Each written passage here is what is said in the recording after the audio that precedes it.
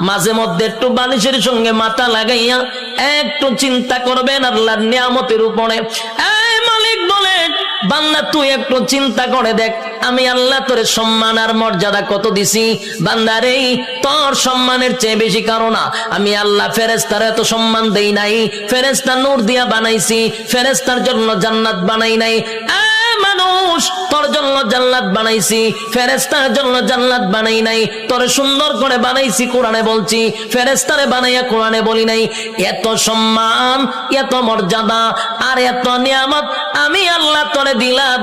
দুইটা চক্ষু দিলাম, এত পাওয়ারফুল চক্ষু যে তাকানোর সাথে সাথে সাত আসমান, একেবারে 500 বছরের রাস্তা আমরা দেখতে পারি।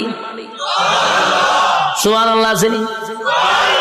এখান থেকে তাকাইলে যে আমরা নীল আকাশ তারকা দেখি, তারকা প্রায় 200-300 বছরের রাস্তা।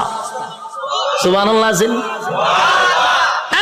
সূর্য এই পৃথিবী থেকে